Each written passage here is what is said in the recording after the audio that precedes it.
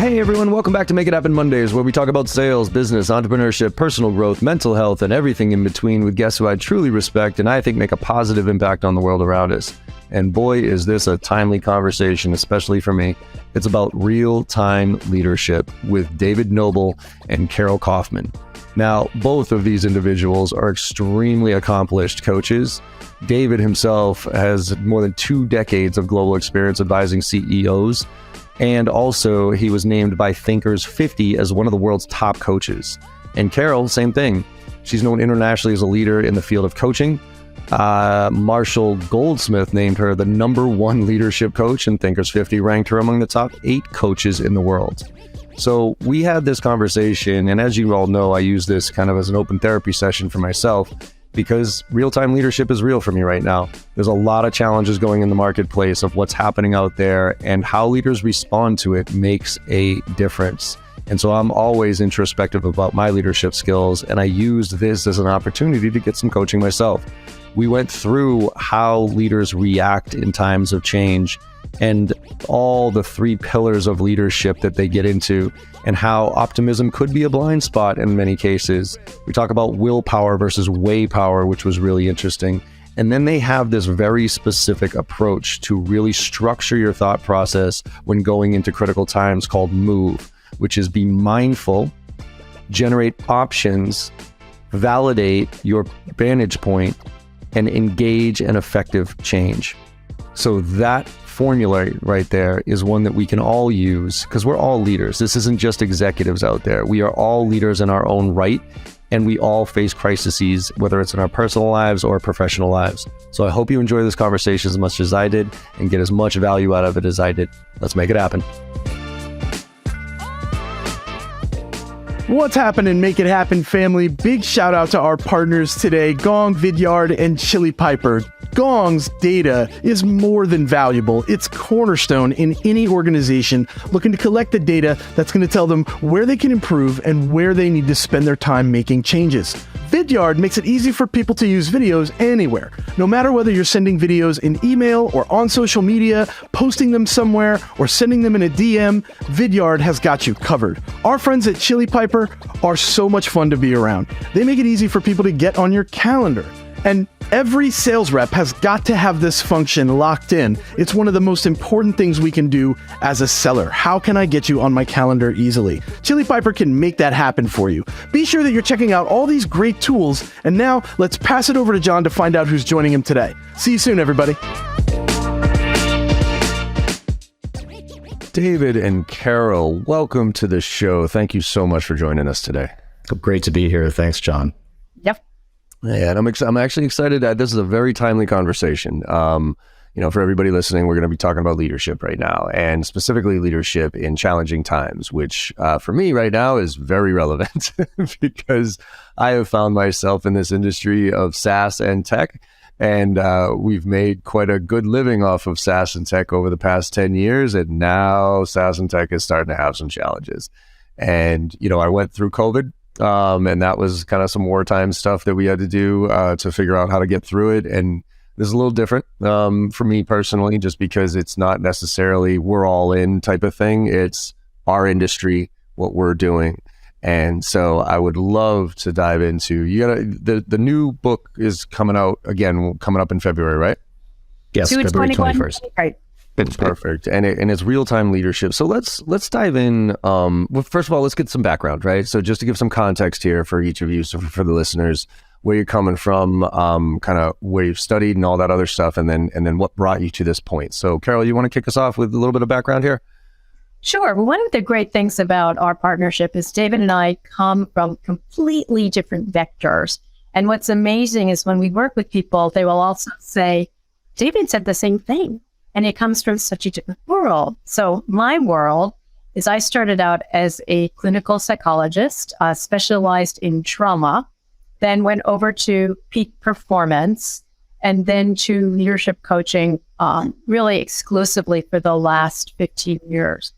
But in 2009, I was given a $2 million gift to start something called the Institute of Coaching at Harvard, which is where I've been teaching for 25 plus years. So I come from that background, any type psychological theory, etc., and applying that in real time. And on the other side, I have at this point 40,000 hours of experience with clients, so lots of pattern recognition, and I love it. I absolutely love it. I coach with a lot of CEOs and leaders, and I love it now as much as when I was in my 40th hour. Nice. Very good. That's important, right? Like a lot of times we get into it and then after we're like, I can't wait to get out of this. But if you're still passionate about it, still enjoying the conversations, it ends up being a pretty fulfilling life and career. So good for you. Awesome. David, where are you coming from? So, John, what you opened with in terms of all the disruption and uncertainty and change that's happened, that's been with me for a long time. And that's one of the reasons why Carol and I built our framework after dealing with leaders for so long. So my very first job, which was quite some time ago, was as a speechwriter. And I remember writing at that time, the world is going through unprecedented change and volatility. And I've been hearing that ever since, and I'm kind of tired of it. So that's one of the reasons why we wanted to address this with our work. But I started out as an operating executive, and I was in financial services. And my organization had actually a great philosophy, which was to create what they call general athletes and to move you around into radically different jobs and just to see how well you did. So one day you'd be in Hong Kong working on strategy. The next day you'd be running the first digital bank in the world. And so that was actually a great proving ground and ground where I got used to dealing with like wildly different things. I did that for a long time. And then I very impulsively, which is a trend that you'll see, impulse matters a lot to me. I decided I had enough of that and I wanted to be a strategist. So I moved into strategy, which is exactly the wrong sequence for most leaders. Most leaders start in a strategy firm and then they go into an operating role. I did it the other way around. Don't recommend it, but still I had a really good time. And then did that for a number of years. And I really got tired of the bigger, more, faster, better, stronger. And I took a break. I wanted to be a coach. Just that was another impulse. And I did a lot of work on myself. And then while doing that, I thought maybe there's something here that could be useful in service to others. So I started working on leadership development about 12 years ago. And then Carol and I connected as partners and writing partners, business partners and writing partners 7 or 8 years ago. Love it. I want to get to that impulse thing because that's a big part of reaction from a leadership standpoint. So, but let's start here with kind of how you would define leadership and separate it from coaching, like a good coach, a good manager, and a good leader, right? Because they're not all the same by any stretch of the imagination. And I think a lot of people have attributes of each, but have more strengths than others. And so I'm curious from your perspective, what the difference is between and how you would define leadership. And again, I want to take this out of the realm of any individual at the top of the company leader type of thing and macro this out to we can all be leaders, but what are those characteristics? Because, and one more piece of context here, I feel like I'm a good leader. I'm a really bad manager because I like accountability is hard for me, holding people, those type of things. And I'm a good coach, but it's like, I'll give you an example. I'll sit down with your forecast all day long and strategize you about deals and coming up with creative ways to do it. But when you miss your forecast, I'm like, oh shit, do we have to have this conversation? I'm like, I really don't even like, I avoid it. I actually like, ugh. So let's talk about leadership here in context and how it relates to those other components. What would you say defines it, Carol? Well, the first thing that comes to my mind is what John Kotter talks about, which is management is doing things right. Leadership is doing the right things okay. And how you can kind of work on them. And we see that, so if leadership is the umbrella, and then kind of being able to be a good manager or get good managers working for you is one piece of that. Being good with coaching skills is another piece of that. So I see leadership as the bigger umbrella. Yeah. And one definition or experience of leadership is that I think of, so let's take this out of the organization, is basically Okay, are you a leader? Okay, do you want to have a positive impact on people? Okay, that is sort of the heart of leadership. And the other one is, do you have impact or direct control over somebody's resources, whether they get money, whether they get access to things? If so, you are a leader to them, and you are always a leader. And later, perhaps later, I'll tell you the story of the gorilla. Okay. You said leaders, what was that first part about leaders, about like they just care about people? Managers do things right. Is that what you mean? No, I mean the one about that first characteristics of leadership, as far as like they want to see other people be successful. Is that what you said? Yeah, then you want other people, you want to have a positive impact on other people. And what does that mean? That means sort of empowering them, helping them be more successful, satisfied. And as leader, as David and I talk about actually in the very last chapter of our book, is how to be extraordinary, like as a person. Yep. So I'm going to stop on that for a second before I get to you, David, because I'm curious here. I've always been frustrated that it feels like you have to be a raging asshole to get really quote unquote successful, right? Like if we look at all the, like what society would say is successful, I don't think this is successful, but what society would say is that like these uber rich, you know, I won't name any names, but whatever, you know what I mean? And they just possibly imagine your thing, right? But well, all right, let's call it what it is because he's timely. Like Elon, like I'm a fan of Elon because of I think he's one of the most innovative. Like I think he's quite frankly an alien, but that's okay. But you know, he does too. Yeah, but leadership. I look at him as he's from the front. He's and he's doing all these things, but he doesn't seem to care about at least the people that he doesn't care about. You know what I mean? Like he doesn't, that function. That's why I wanted to pause on that, Carol, because there are those like Steve Jobs, like all these people that basically smash people into submission, but become great. So how do you balance that from a leader standpoint, knowing that, the guy who stood, and I forget his name, but the Uber kid, you know what I mean? WeWork.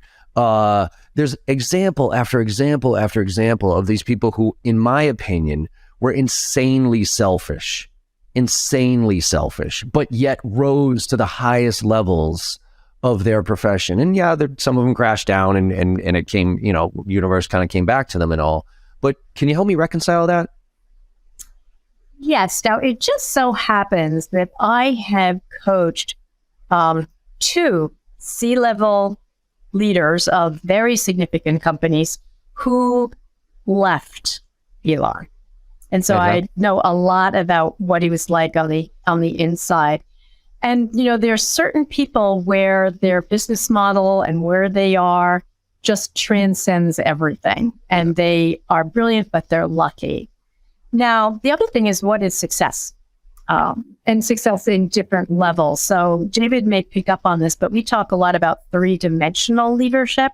To be a true leader, you need to be aware of, what you need to do, okay, then who you need to be and how you need to relate. And I would say that Elon in particular was a fabulous 1-dimensional leader.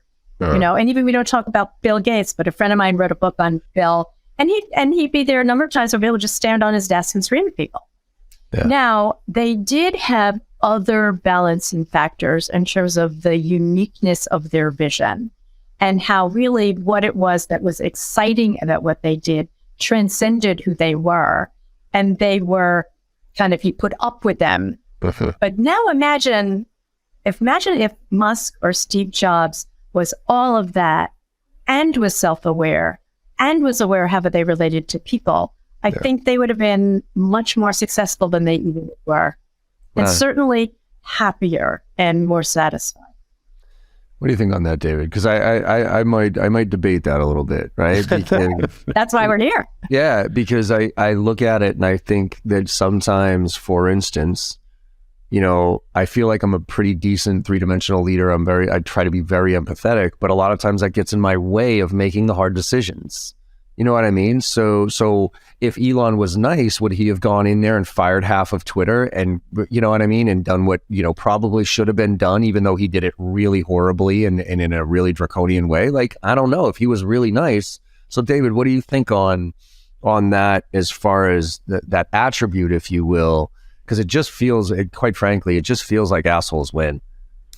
You're not alone in that thought. And, we've got ample examples of assholes winning. I do think what Carol said is right, that in some sense, their vision and their capability just transcends everything. And frankly, I wouldn't put them up as any of them, successful or not successful, as role models, because what we've seen, and, we collaborated with a retired 4-star U.S. general who's an amazing human, leadership theorist, and he's seen lots of combat. And one of the things that just stuck with us, it's laser burn in our memories, is that he feels that the greatest leaders, no matter what conditions they're facing, have a deep reservoir of kindness.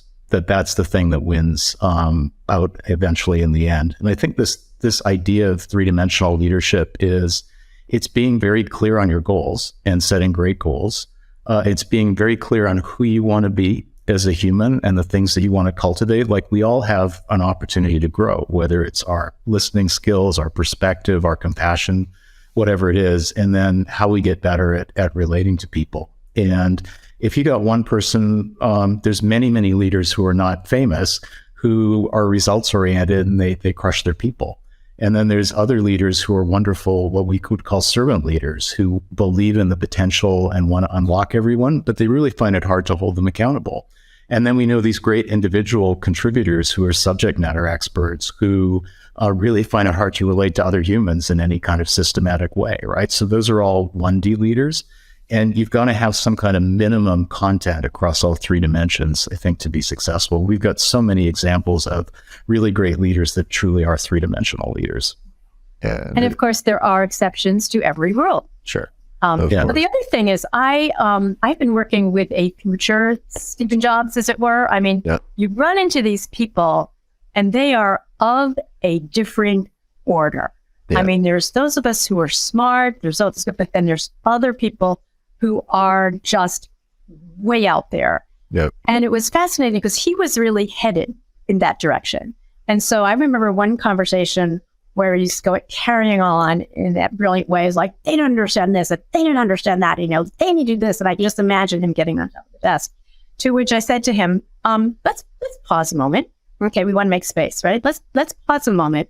What if nobody understanding you is your fault and not theirs? Can we look at that? And he stopped with a jolt, actually, because nothing like that had entered his event horizon. And I could see the beginning of the pivot.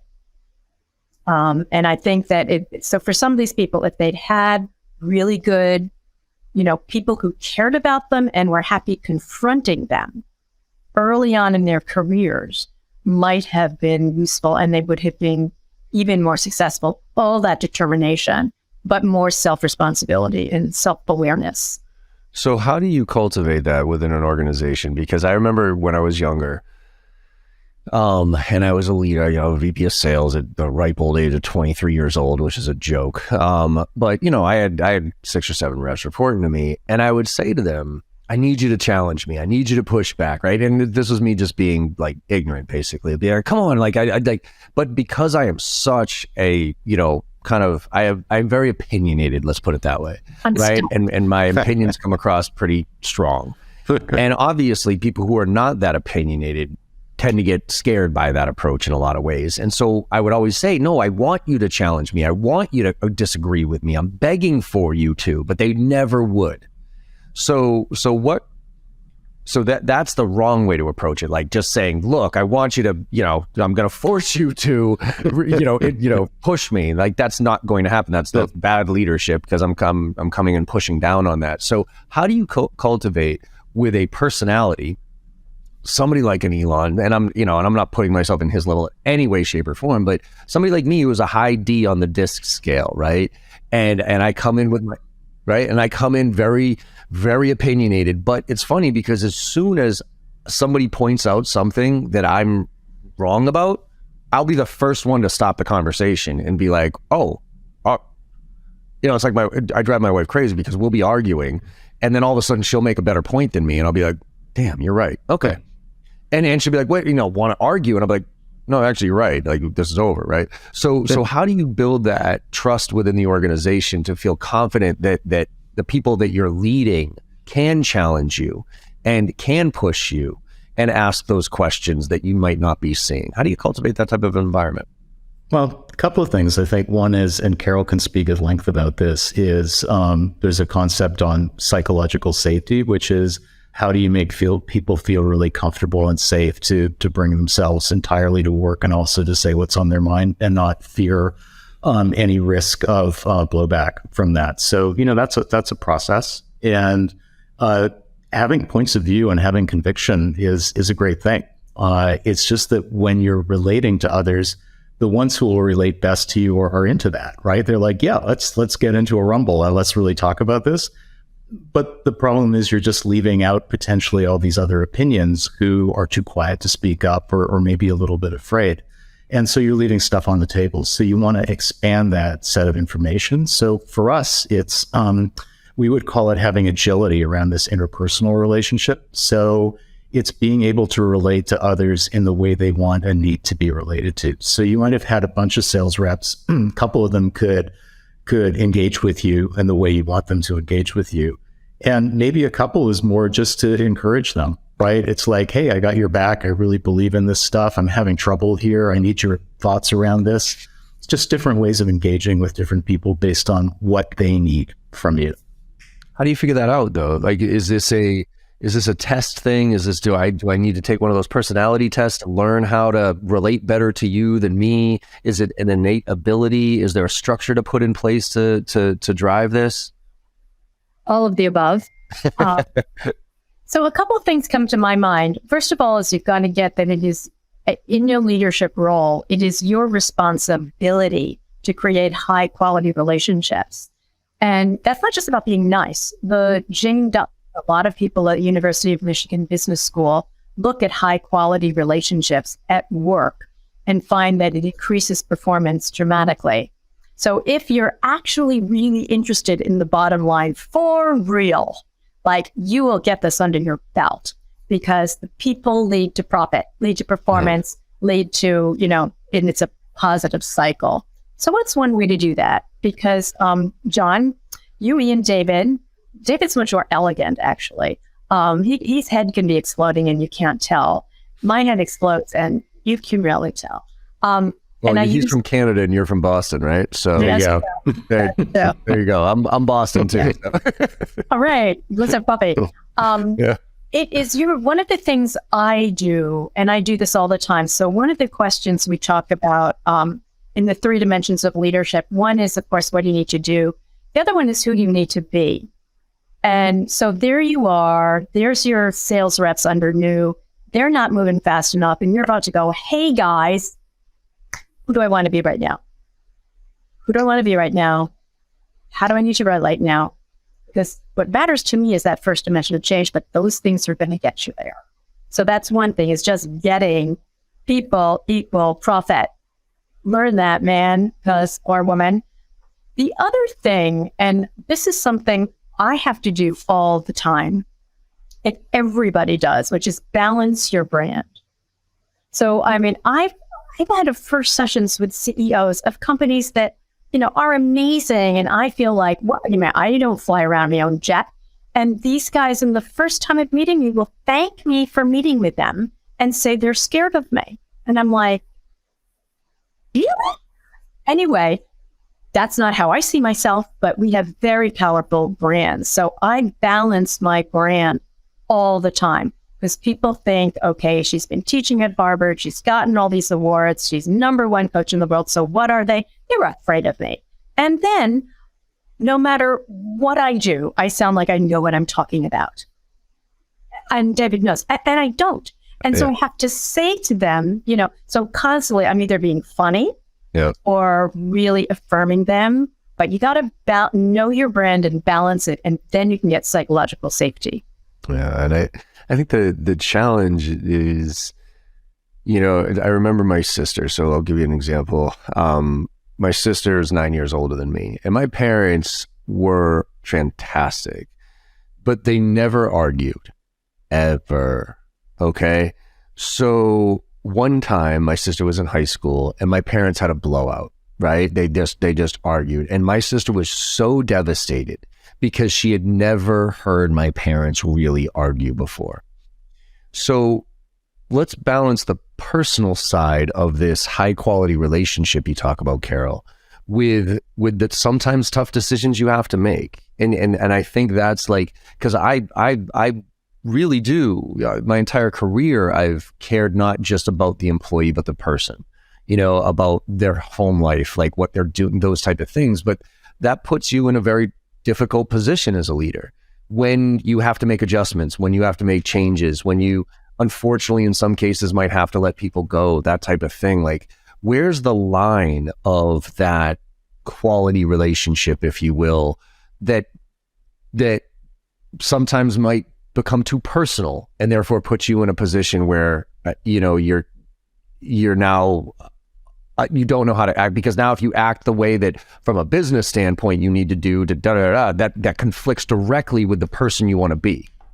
Well, I think that's, we're often put in those kind of situations. And I think the first thing to go back to is just our core humanity, and to ask that question that Carol asked, which is, who do you want to be in this moment? And I think a lot of those things, whether it's just the human angle or the business perspective, a lot of those character strengths and values resonate when you're dealing with people and hard things. So that would be fairness, integrity, some compassion.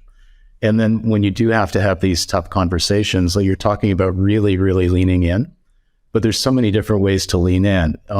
Many people just aren't equipped to do that because it's like, I can't do this. This is too personal. It's my friend. And they have to see the larger picture about, is this going to be good for the organization? Will this ultimately be good for the person overall? Do I have any choice around this? And then how am I going to act? So am I going to lean in like a tank commander and basically just say like, it's over, get out? Or am I going to lean in with that perspective, compassion, caring, and real integrity? So I think you've got different options. I'd love to speak up about that. Please, Carol, yeah. Please. And this is what's so great about me and David is we're so similar in what we think and how we get there. So I want to talk about as a different part of the book. So in the book, we have sort of this basic MOVE model, which is really fabulous. It's a series of frameworks, blah, blah, blah. Yeah. And then the second part of the book, we have something about stepping into your first really big role. And then what do you do in 10x disruption? One of the big things about the identity shift you have to make as a leader, particularly with a large organization, is something I call entity identity. So there's you, John. And there's you, John, CEO of X. And you have to honor that identity more than you honor your individual identity, which is, by the way, leadership completely sucks. But one example is, so I'm working with a CEO now who took over from one of these famous rock star people, and he's becoming a rock star. You know who he is. And the board loves him and he loves the team. He's like, great. And I knew I've got to switch out half the team. And I've got to switch out my best friend. And so he said, I feel like I should just pull back. I said, well, in 6 months, do you want to let him go based on 6 months of your being kind of avoidant of him? Or do you want to let it go on basis of 6 months of continuing great relationship? Question one. Question two, he's like, well, how do I say this to him? And I say, okay, what is the one question you need to ask?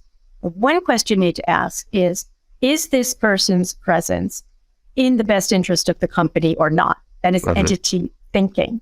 And so what we've got to with him is just what he could say to someone is, this is what it is. And right now, your presence is not in the best interest of this company. And the moment I look in the mirror and I'm not in the best interest of this company, I will leave. I will fire myself. So that kind of gets rid of the hierarchy. Gotcha. So it's, but stepping into your entity identity it's very painful. Well, and this is also something like Jack Welch. I worked for Jack Welch for a couple of months getting his online MBA program off the ground before he passed, but him and Susie.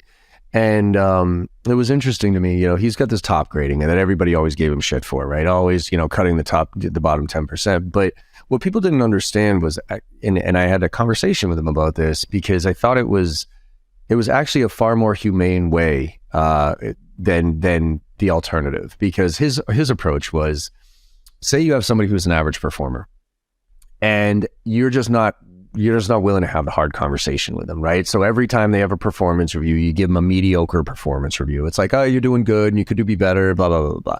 But you give them this false sense of security that they're actually pretty good at their job. And so year after year, this happens. Now, all of a sudden, the shit hits the fan and the economy goes in the tank and we got to do layoffs. And all of a sudden, you obviously start from the bottom up, right? And he's like, when you lay that person off, he's like, that's actually pretty mean, in my opinion, because you've given this person a false sense of security over the past 2, 3, however many years that they're okay. And now they're looking at themselves saying, wait a minute, apparently I'm not really good at my job. So now I have this crisis of conscience here. Whereas what he says is, look, you don't suck. You just suck here. I'm going to rip this Band-Aid off so you can go find out what you're great at, right? It's like the beautiful Up in the Air quote. I don't know. You ever seen the movie Up in the Air with George Clooney? So at the when he's doing the guy from the State Farm commercials, not the State Farm, but whatever that guy, he's firing him and he's like, hey, how much did they first pay you to give up on your dreams? And he's like, $34,000 a year. He's like, this is an opportunity for you to go. So how do you like? You sounded just like George Clooney there. Very good. I'm like, wow. He's really good. So that's that balance, right? Of being kind. You don't necessarily and I think there's a difference between being kind and being nice. Totally. I think nice gets taken advantage of, kind gets appreciated. As harsh as it might be. Well, I had somebody once who was really, really nice. And I said to him, you're really nice all the time. He goes, yes, I am. I said, do you have the capacity to not be nice? And he said, I don't think so. I said, so you've never been nice. You've just always been afraid. Mm-hmm. And he was nice like 80% of the time, but it's like, it's not a choice. It's not a choice. And real-time leadership is about choices in the moment under fire. So if your default is nice, okay, which we would say leaning with, I want to nurture you, I want to lean with you. But if you can't also lean in with a challenging conversation, lean back and do rational data, you're not a three-dimensional leader and you don't have the options that you need. And you can build those muscles. David and I were teaching over at Egg & Sender, where we're senior advisors. And frankly, David was like just brilliant about really bringing in how these things can be based on micro behavior. Some huge shifts are possible.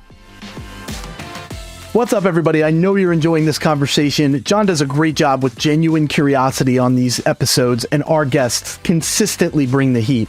We want to take a moment here and let you know that you've got an opportunity to become better than you were yesterday. And you can do so by gaining access to all of JB Sales' content. All of their training, tips, techniques, tactics, and takeaways can be yours for $1 a day. $365 for the year gets you annual access to everything, including our private Slack channel for members only, which you get access to all of us directly 100% of the time, 24 hours a day. And then at the same time, you're going to get access to our bi-weekly Ask Me Anything sessions, where you can bring real deals to the table and get the help that you need where you need it. This is very, very important.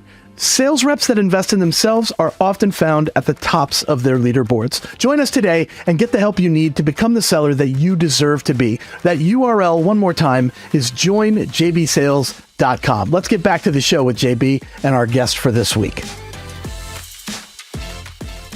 David, I want to kind of chime in because this leads to the impulse conversation.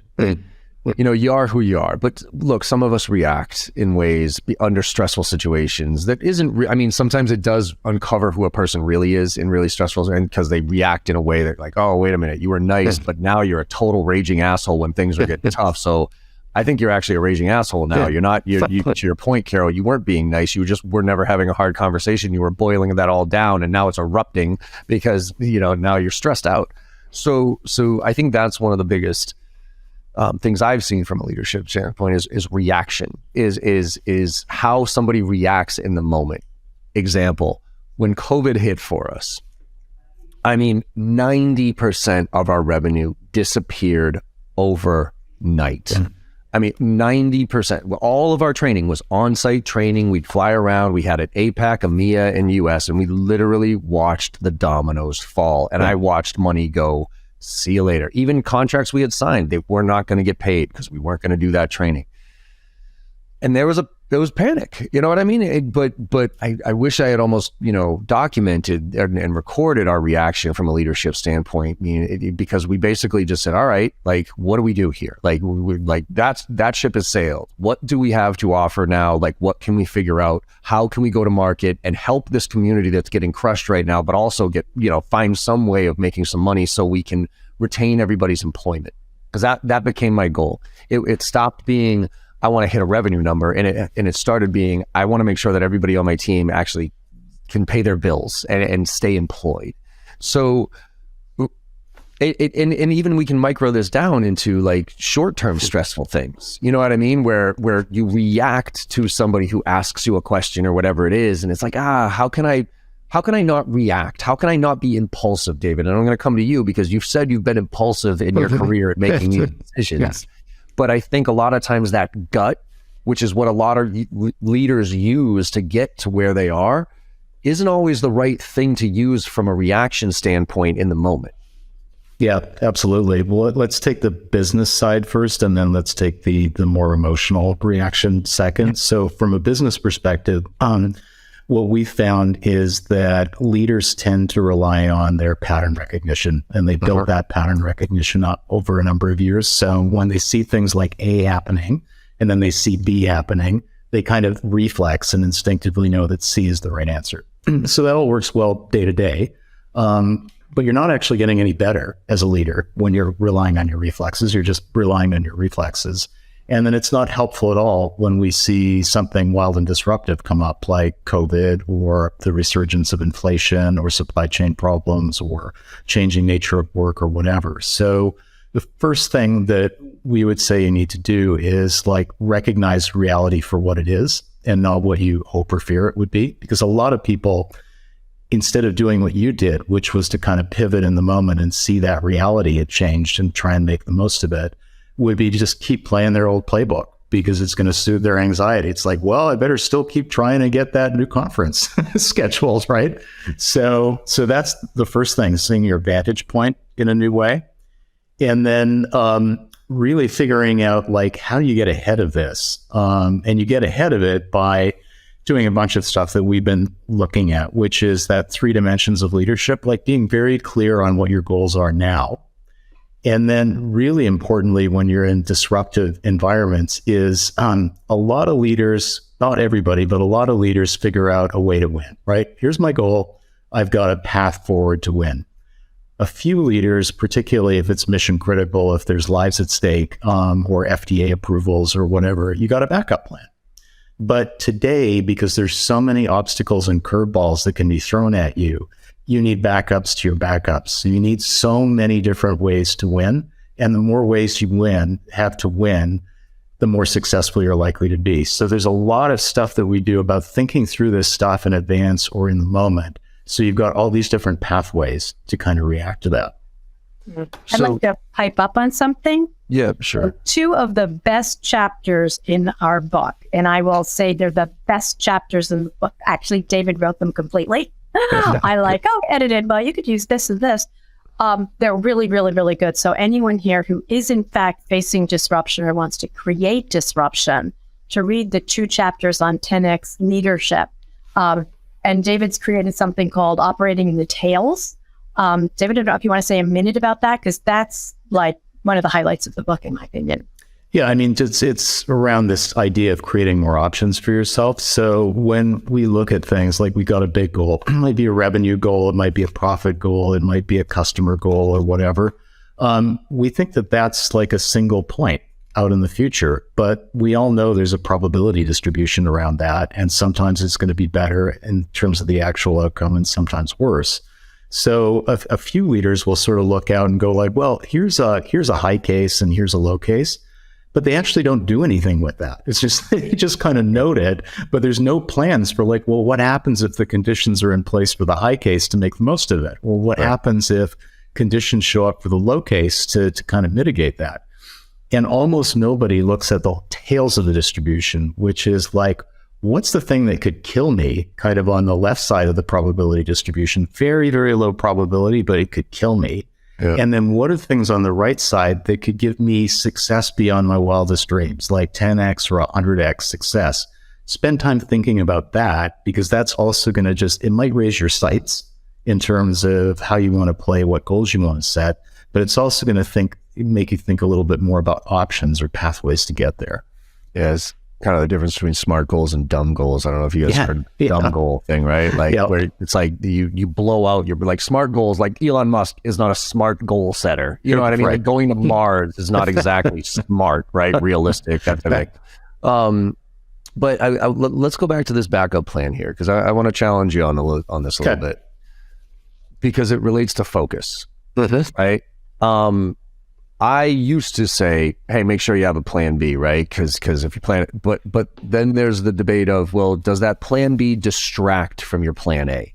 Like, going all in on option one, so that you have everybody running in the same direction, all on the same path and whatever. And having a plan B, a plan C, a plan D, a plan, kind of gives you an out, saying, well, if this doesn't work, I can immediately shift to this. And if that doesn't work, so doesn't having multiple plans distract you from the plan that you might think is the one that you should go all in on? I think you'd be very few people in this world right now would place, all the chips on on one kind of strategy. I do think that's okay at the beginning. It's like, here's our best shot at making this work, and let's all head down this path. And then the only reason you change that and try a different pathway is if the assumptions that you made turn out different. And that's quite likely to happen, because, plans don't really survive contact with reality that much. So I think absolutely you should have everybody heading in the same direction until conditions change. But just a quick example of why this would have been helpful, let's say in COVID. Now, nobody knew that COVID itself was coming, but many organizations have business continuity plans, and they don't pay a lot of attention to them. So I was working with the CEO of this huge retail organization, which manufactured its own goods, but also had thousands of retail stores. Now, they were caught really flat-footed when the pandemic hit. And if they had really known their business continuity plan, like if they'd had a rapid way to shut down their stores, to safeguard their employees, to be able to shift online so that customers could still get their goods, to have curbside delivery, all those things, no reason why they couldn't have sorted that out in advance. It wasn't COVID specific, it was a disruption specific. So that would be a real opportunity for value creation, and they could have gained market share instead of losing market share. Yeah, I think that's, I think you brought up the word earlier about agility. My mentality these days is that you have a plan, you go all in on that plan, but then you look at the data as fast as you possibly can to make adjustments. So my plan Bs, for instance, are data-driven plan Bs. It's like, okay, we need to, I'm definitely in this mode of fail fast, put some metrics in place, test it, fail fast. That's what literally we're doing that right now. You know what I mean? Because our industry got eviscerated, and we sell $20,000, $30,000, $40,000 training operations, and that's just not closing right now. So we're shifting back to, here's the offering. It's nice and easy. You can put it on your credit card. Let's go.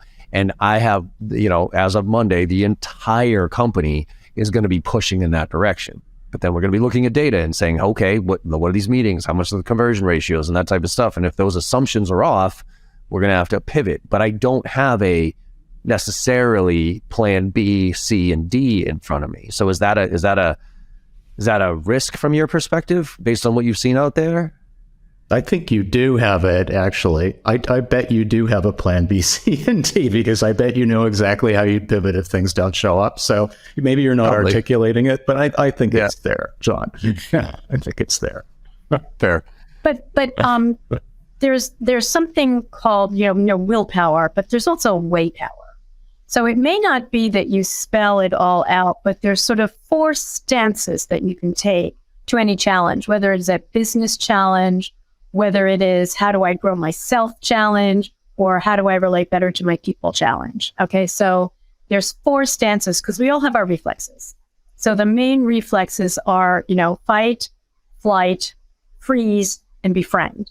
So fight, and we all tend to have a core one. So, a lot of us like immediately go to the sort of the fight model. We engage, others are more like, I'd rather not do that. Others go, oh my God, can't do anything. And others are like, how do I take care of my people? So we translate these into lean in, which David has used a couple of times, and that's sort of in the world now. But there's lean in.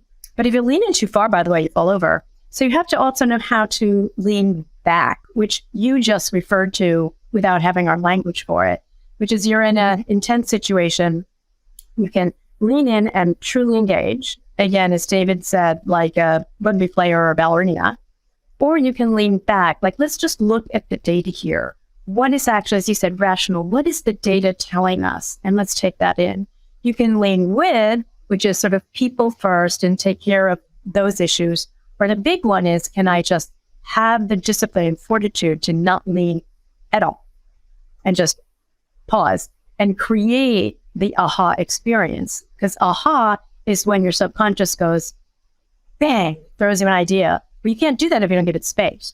So it's kind of having the spirit of these, because if you think about them, they all can go into strategy, really. But to sort of have that sense of you can go forward, steam ahead, look back at the data, people first, stop and think. So that subconscious is important, right? Because it does punch you every once in a while, but it only punches you when you do take that step back. That's why most of your good ideas come in the shower. That's when so how can you force that? Can you force the subconscious to punch you in a without just randomly taking a shower and sitting in it for too long? Let me tell you one very annoying story.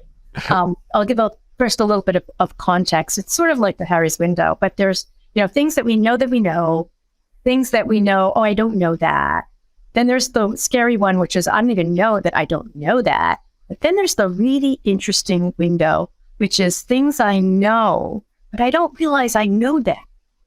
Okay, and so there's a very unconsciously competent, right? Yeah. What? Unconsciously competent, right? Yeah, but also just it's just not there. And so that's where good coaching comes in, because a lot of times what we do is we keep, so what did you do right here, and blah blah blah. And then there's this one question, which was started by Sir John Whitmore, who started coaching in the UK business coaching field. He's a former race car driver. And at some point in time, he decided to be my coach. I had no idea why. But he has this question that sounds so annoying, and I've always made fun of it, which is you'll talk to him something and he'll go, so John, if you knew the answer, what would it be? And what's really interesting is he asked me that once, and I really did not know the answer. And it was just like, imagine my brain is a little sphere, and some little part of me had this like wet rag and went whap, and I could just feel in my brain going, oh, it would be. Okay, so you can create those often through good coaching questions, as well as stare out the window. Mm-hmm.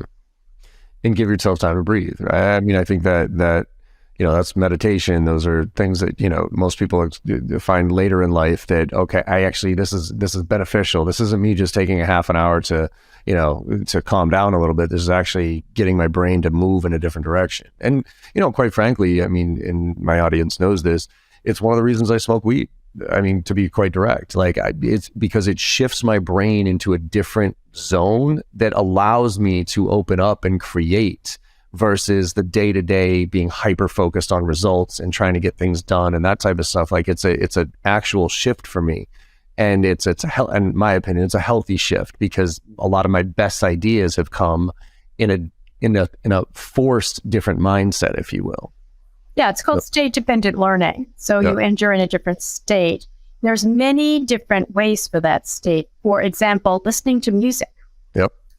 What I often do, one of my drugs of choice actually is reading historical novels, but it just takes me out. And the other thing is, you mentioned 30 minutes of meditation. 3 minutes. There's some incredible research about learning a task, and so a short motor task, and people do it. Okay. Yeah. Then you either just sort of do it for 30 minutes, or you do it like 30 seconds and you take a 10-second break, or you do 2 minutes and then you take a 10-second break. And what happens is you do a neurological reset. So even literally between your emails, 10 seconds, because the book is all about how do we find space to make choices, and literally at 10-second space. And what they find is, particularly motor tasks, those who take those short breaks perform better. So something happens in the default nervous system of the brain that actually ups your performance if you take these tiny breaks. So when I say to my leaders, how do you say like, oh, why don't you take a 5-minute break? You're like, that's for wimps. Right. So instead you say, listen, take a 3-minute break for neurological optimization. There you go. And then they do it. And I need to do it more as well. So this leads in, why don't we kind of wrap up with this MOVE framework? Because that's that first part, right? So when you talk about being mindfully alert. So could you walk us through this framework that to help leaders make better decisions in specifically panic times right now? Could you just walk us through that MOVE approach and kind of each one of those sections and maybe a little takeaway from each? Sure. Let's do it quickly. So real-time leadership is really all about how to make the most of every moment that we've got. And that's whether you're making a split-second decision or whether you're working on something this fiscal quarter, or maybe it's a lifetime goal that you're working towards. But we don't have a moment to waste.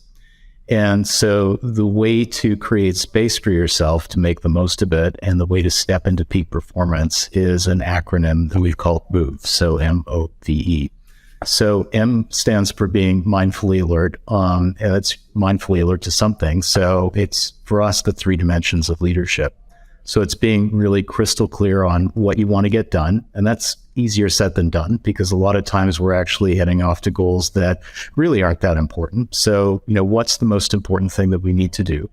Then internally, like, who do we want to be as humans, as leaders? So what do we want to cultivate in ourselves in terms of character strengths like perspective or listening or fairness? And then how can we best relate to others so that it's not about how we want to relate, it's how others want us to relate to them, so that we can unlock their potential and achieve goals together. So once you're really clear on what you want to get done, who you want to be, and how you need to relate, then how are you going to do that? So that's O for options generation. And that's like creating more than one pathway forward. As Carol said, it's not just willpower, it's way power. So we want you to have multiple ways to achieve each of those goals that you've got, what you want to get done, who you want to be, and how you need to relate. And then V is check your vantage point. So you can go through this whole process and then go like, oh my gosh, like I'm actually not seeing reality for what it is. I'm seeing it for what I hope or fear it would be, or I'm completely missing the point because I got a blind spot. So it's consciously asking yourself, like, where am I kind of exaggerating or discounting threats or opportunities that I see? Am I really just ignoring some stuff or not seeing it correctly, or am I missing something? And you can ask other people to help you sort of identify your blind spots. And then the last part, E, is how do you wrap all this stuff together, taking your goals, the ways forward, making sure that you've seen reality for what it is, and then engage and affect change at scale as a leader or as an individual contributor who's influencing a bunch of other folks. And that's really how you send the right leadership signals to people. So are the signals that you're sending the signals that they're actually receiving or not? And to your point, as things change over time, how are you learning about that and changing the signals that you're sending to make sure that they're reflecting reality and in alignment with your goals? So those 4 things together are basically what we call an operating system to help you tackle like new types of crises or new types of big opportunities. Carol, final question. Is optimism a blind spot? Just so happens, HBR once did a study on it and found that 75% of business failures are the result of over-optimism. So yes. That's because that was mine, quite frankly. Most very highly determined, action-oriented, successful people, that's where you go. And in the Vantage Point, one of the things we ask is, are you wearing rose-colored or charcoal-colored glasses? Yeah. So you were saying you were wearing rose-colored glasses, and we all have that challenge. Well, I mean, it was one of those things where it was the end of last year, right? We missed our target, but I was like, whatever, we're going to power through this. We're going to sell through this. We can do this, that type of thing. And then all of a sudden the layoffs started happening and I was like, whatever. And I'm like, but then it absolutely impacted, and I'm like, shit. And now I had to adjust. Now I had to restructure things and start to get a little bit more maniacal as what we're tracking and all those other things. So I think it to a certain degree, I don't know how I would have seen it otherwise. Maybe, other people, but I was testing with other people around me, the people that I respected. But for some reason, I don't want to say it snuck up on me, this one. COVID snuck up on us, right? Because I was like, holy shit, whatever. But because I think the macro economy was still doing okay and the tech industry was taking a little bit of a hit, I think I was just like, we're fine. But all of a sudden I kind of woke up. I'm like, wait a minute, our pipeline is not where it needs to be. We're not at the level we need. And we're closer to, danger than we've ever been. And now it's like, almost, it's not panic. And I think that this is the other thing. I guess I lied with the last question.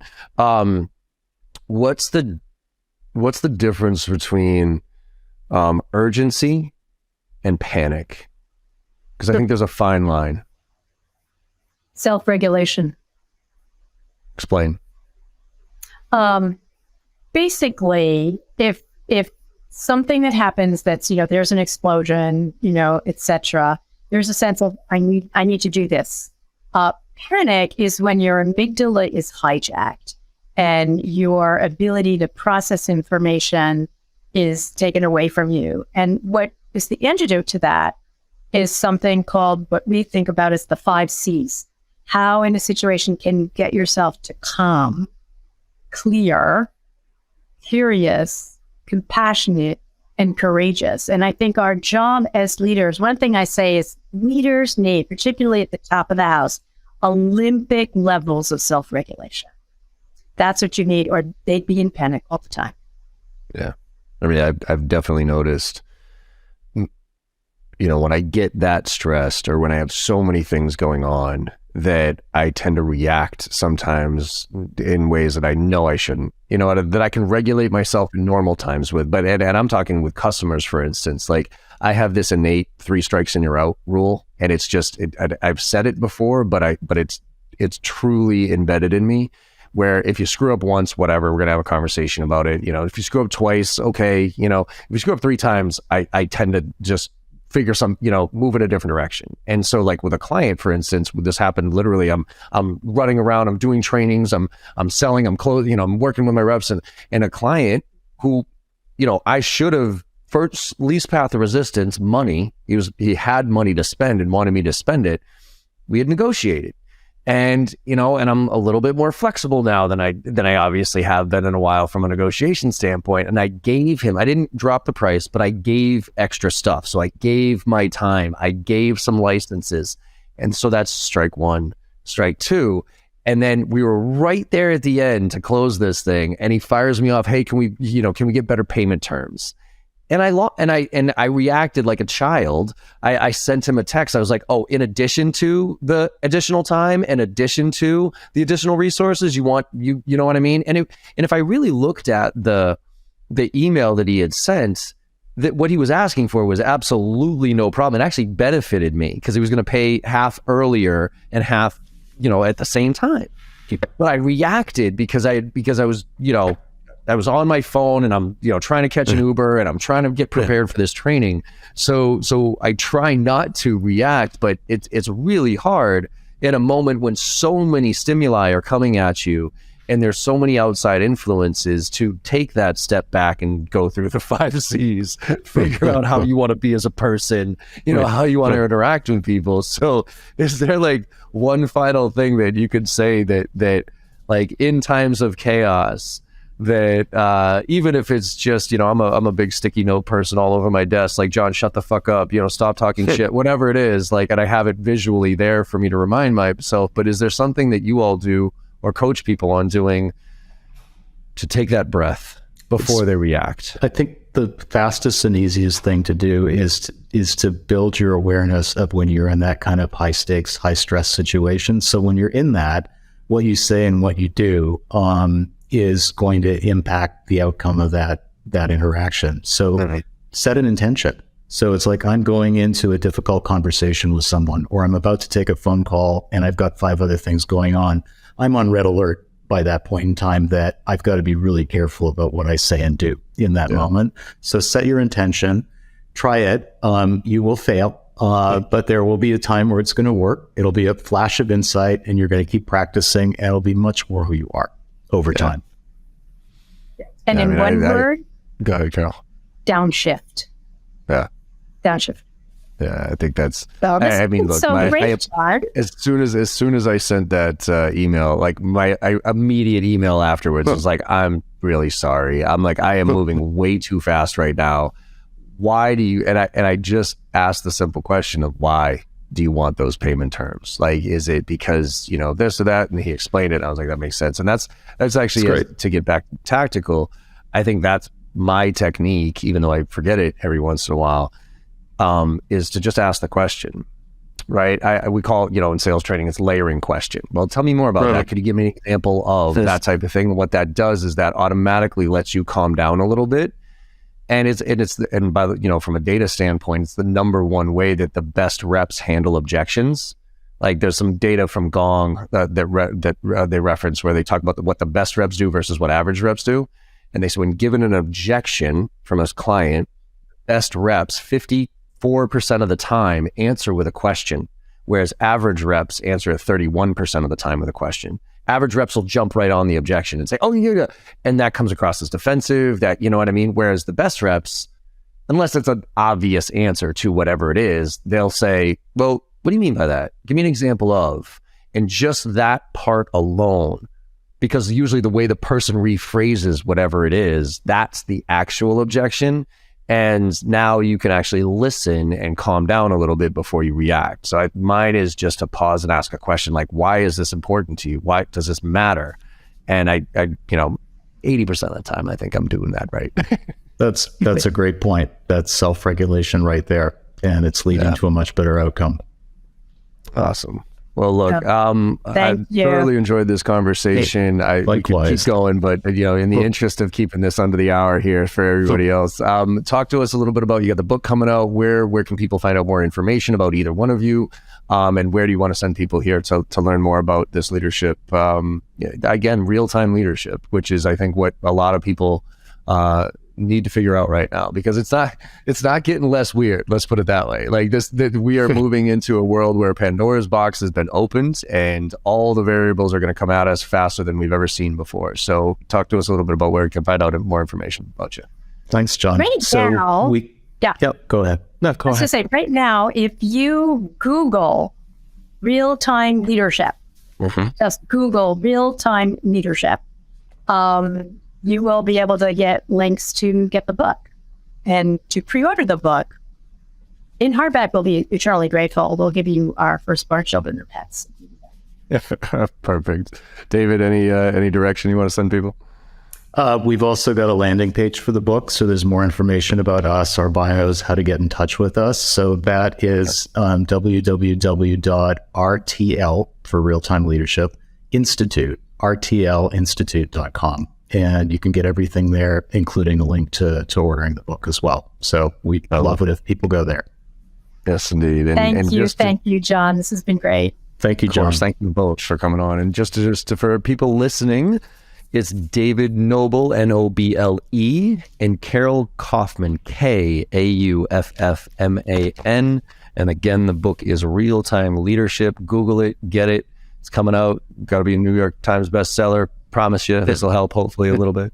But again, thank you so much for the conversation. I hope the audience enjoyed it as much as I did here. Thank you, John. It's really great. For everybody listening, like I always say at the end of all these, look, go out there and make somebody smile today, because no matter how bad your day went or you think it's going, you go out there and make somebody smile today, and you had a good day, and the world needs a lot more of that right now. So thank you all very much for listening, and I'll see you on the other side. Thank you so much for your time today and listening to the podcast. I hope you enjoyed the conversation as much as I did. With your support and our incredible guests, we're one of the top sales podcasts in the industry with over 1 million downloads, and I can't thank you enough. To keep the momentum going, if you could go to your favorite podcast platform and leave us a 5-star review, I would greatly appreciate it. In return, I will answer any question that you have on Instagram. Hit me up there at John M as in Michael Barrows with a video question or a DM, and I will get right back to you, I promise. And last but not least, if you're looking for training, I'm adjusting my training approach this year, and I'm actually going to be delivering training to the masses. I'll be delivering live training the first and second week of every single month with our 2 marquee courses, Filling the Funnel and Driving to Close, to anybody who wants to join, and it includes membership in our on-demand platform with weekly AMAs. So you can go to jbarrows.com/open to check out the details. Thanks again, and have a great day.